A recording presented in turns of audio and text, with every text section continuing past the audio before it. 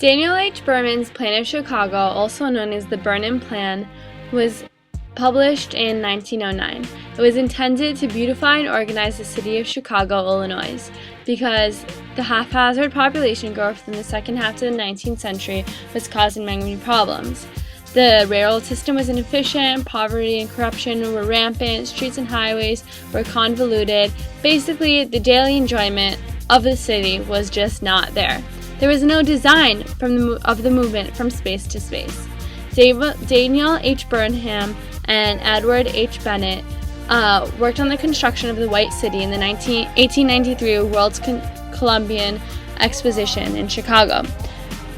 Burnham developed a keener eye and greater interest in designing the urban plan of Chicago.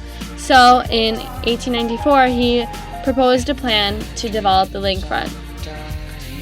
He wanted to use the lakefront to the fullest capacity and use it as a resource for business and also for the people's enjoyment. He wanted to create a place of privilege for the people of all demographics to enjoy, and wanted to make sure not only that the elite weren't the ones that just bought up the land and used it themselves. Furthermore, the plan, he wanted to create a city that was the Paris of the prairie. He wanted to have many parks throughout the city to beautify it and to make the urban setting more enjoyable. Frank Lloyd Wright attested to the greenery in urban planning by saying, "You may drive nearly all day without going away from the boulevards and park systems."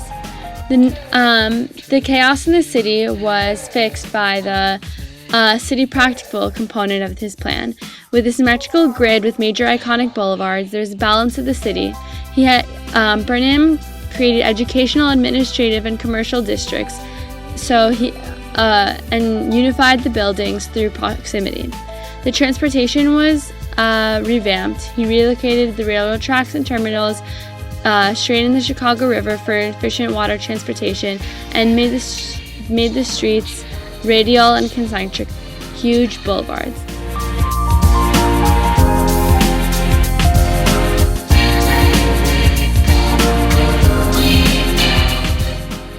The boulevards created a threshold with the streetlights framing the space, so the passerbys really felt the experience of being in a city.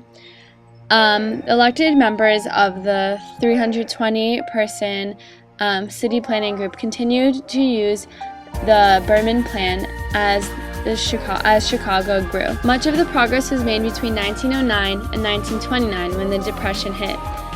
Burnham was one of the first urban planners.